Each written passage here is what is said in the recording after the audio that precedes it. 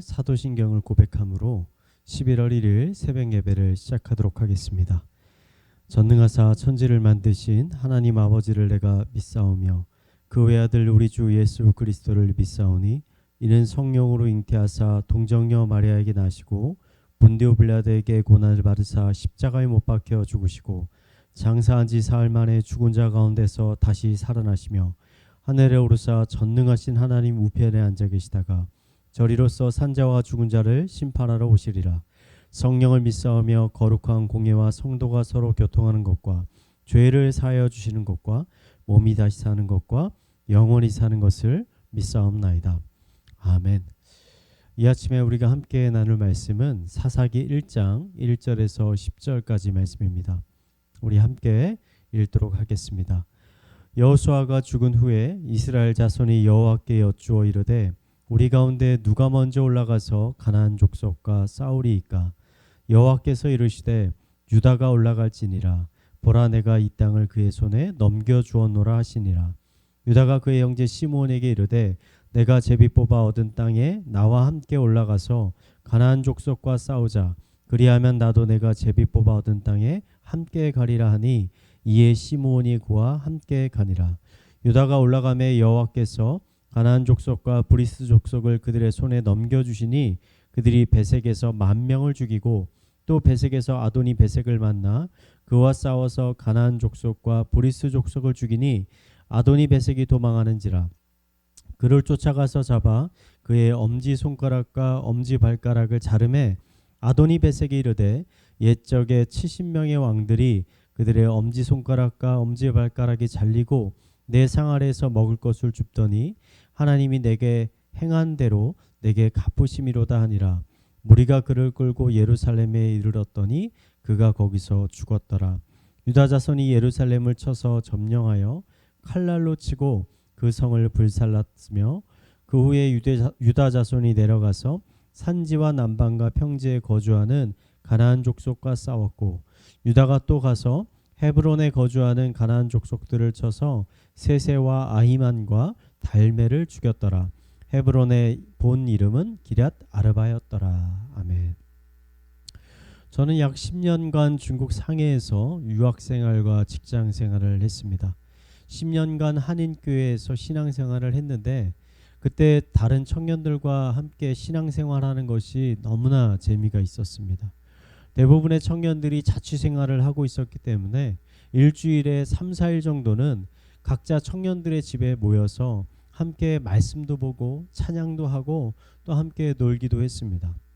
그때 청년회에 속해 있던 이 청년들의 신앙생활은 정말 열심히 있었습니다. 매일 아침에 모여서 함께 큐티 모임도 하고 그것도 모자라서 밤에 함께 모여서 기도회를 하는 일도 많이 있었습니다. 금요일이나 토요일이나 주일에는 교회에서 하루 종일 봉사하는 경우도 정말 많이 있었습니다.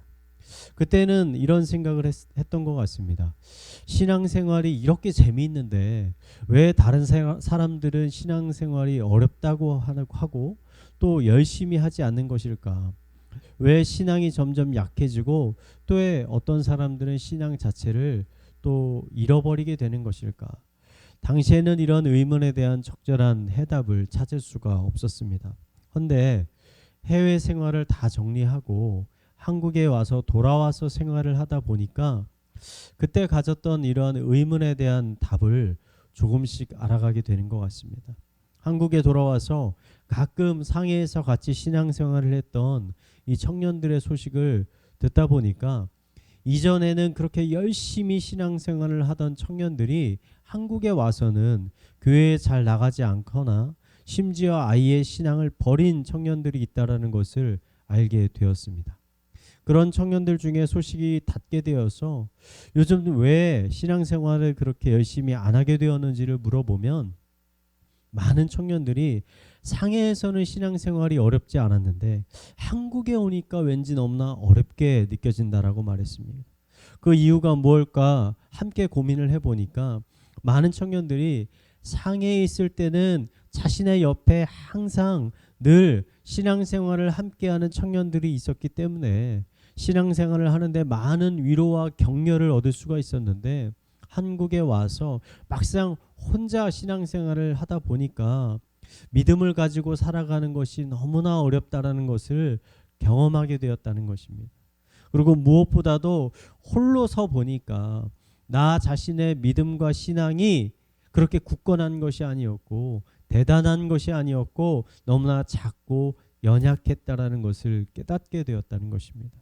저는 이런 청년들의 말을 들으면서 기독교인들이 잘못하면 공동체가 가지고 있는 신앙과 자기 개인이 가지고 있는 신앙을 혼동할 수 있겠구나라는 생각을 하게 됐습니다. 이것은 마치 대형 교회에 다니는 기독교인이 자신의 신앙이 이 대형 교회만큼 큰 크기라고 오해하고 있는 것과 비슷합니다.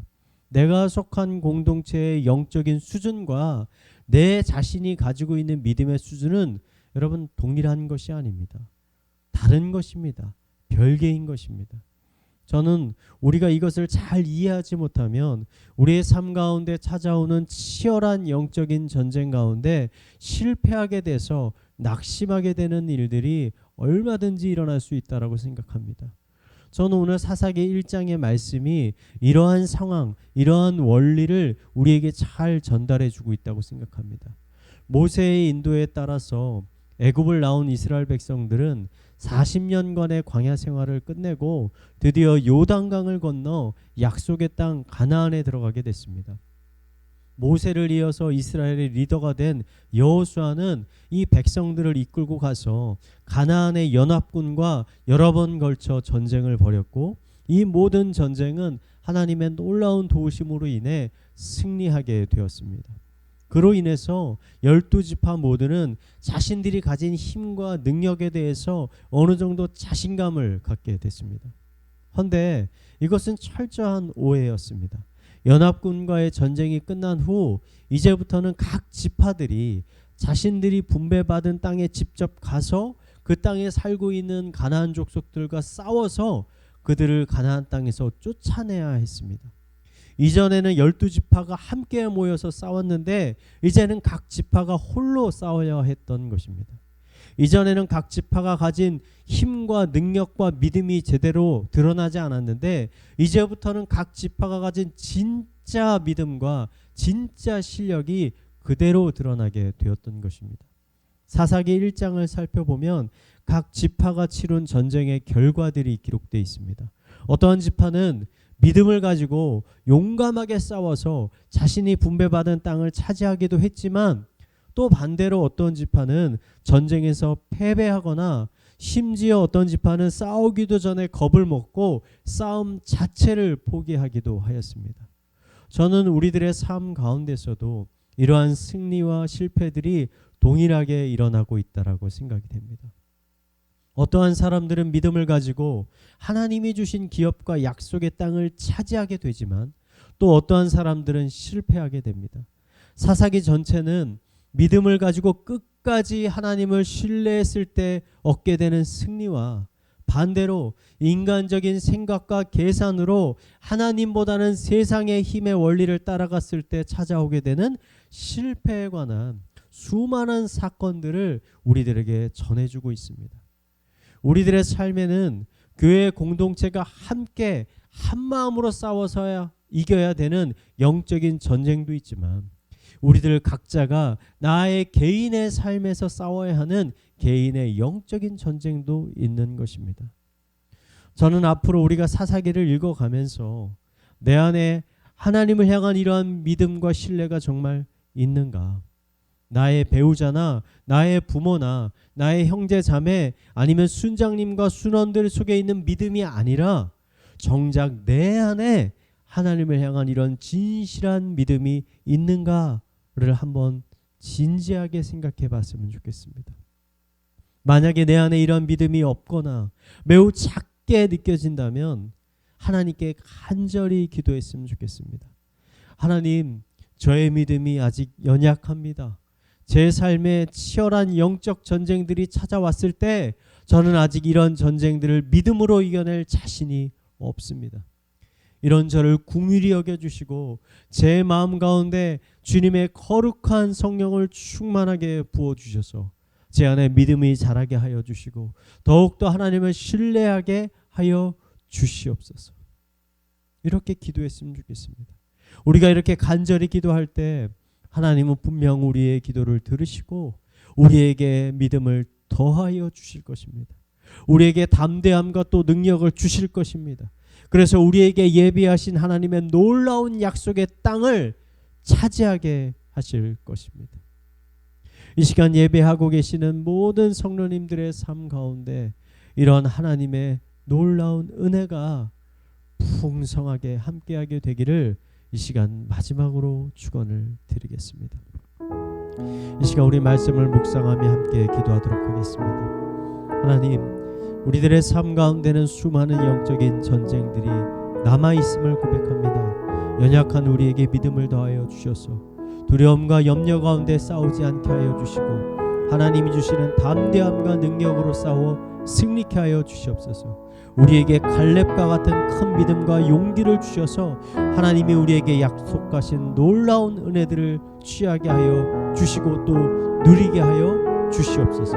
이 시간 우리 말씀을 묵상하며 함께 기도하도록 하겠습니다. 기도하시겠습니다.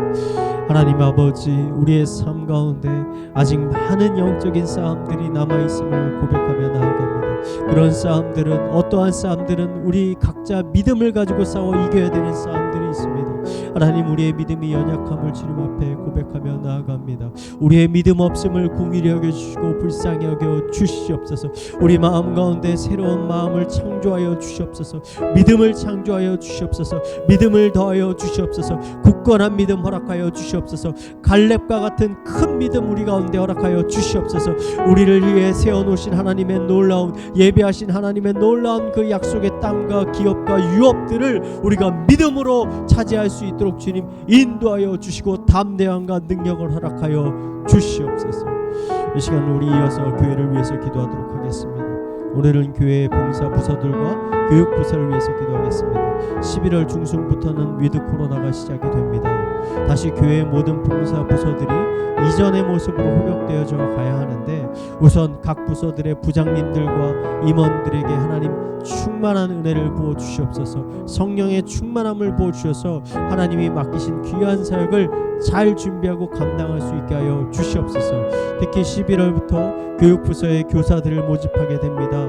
아이들을 사랑하는 마음을 가진 아버지 귀한 우리 교사들을 하나님 준비해 주셔서 우리가 아이들을 잘 양육하고 섬기는 데 부족함이 없게 하여 주시옵소서. 이 시간 우리 교회를 위해서 함께 기도하도록 하겠습니다. 기도하시겠습니다. 하나님 아버지, 우리 11월부터는 위드 코로나가 시작이 됩니다.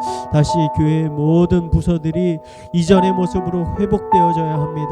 우리 리더들의 마음을 주님께서 붙잡아 주시옵소서. 부장님들, 임원들, 교사들, 그들의 마음 가운데 주님의 성령을 충만하게 부어주셔서 주님의 마음으로, 하나님의 사랑의 마음으로 하나님의 몸된 교회들과 아버지 우리 아이들과 성도들을 잘 섬길 수 있도록 인도하여 주시옵소서. 특별히 교육부서 교사들이 많이 부족한 가운데 있습니다. 아이들을 사랑하는 마음을 주시고 그들을 섬길 수 있는 마음들을 주셔서 준비된 하나님의 귀한 일꾼들이 아버지 더 많이 세워질 수 있도록 주님께서 인도하여 주시옵소서.